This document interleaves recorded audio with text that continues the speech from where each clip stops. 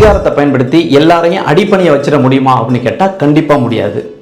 அப்படிதான் ஒரு சின்ன பையன் கடற்கரையில் விளையாண்டுட்டு இருந்திருக்கான். அப்போ அவன் ஒரு குட்டி ஆமையை பார்த்துருக்கான். அதை பார்த்தோன்னே அவனுக்கு ரொம்ப பிடிச்சி போய் அது கூட போய் விளையாண்டுட்டு இருந்திருக்கான். அது கிட்ட வந்தவொடனே யாரோ ஒருத்தவங்க வர்றாங்கன்னு சொல்லி அது டக்குன்னு தலையும் கால்களையும் உள்ளே இழுத்துக்குச்சு. இவன் எவ்வளோ தடவை போய்ட்டு அதை என்னமோ பண்ணி பார்த்துருக்கான். அது தலை கால்கள்லாம் வெளில வரவே இல்லை.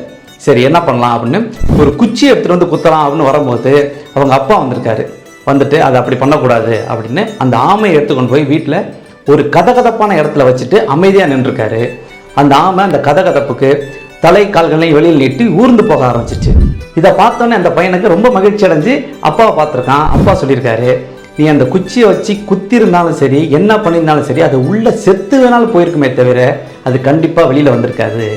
ஏன்னா அதுக்கான கதகதப்பான இடத்த நம்ம கொடுத்துருக்கணும். அதுக்கான சூழ்நிலையை நம்ம உருவாக்கி கொடுத்தா மட்டும்தான் அது வெளியில் வரும். உன்னோட அதிகாரத்தால் அதை வெளியில் கொண்டு வர முடியாது அப்படின்னாராம். இது ஆமைக்கு மட்டும் இல்லை, அனைவருக்கும் பொருந்தும்.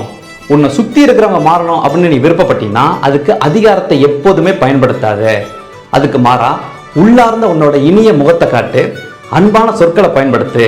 அப்படி பண்ணால் மட்டும்தான் நீ விருப்பப்படுற மாதிரி ஒரு உண்மையான மாற்றம் உன்னை சுற்றி நிகழும் அப்படிங்கிற மிகப்பெரிய பாடத்தை ரொம்ப எளிமையான முறையில் செயல்முறை விளக்கத்தோட அந்த பையனுக்கு சேர்த்து நமக்கு சொல்லிட்டு போறாரு அந்த அப்பா.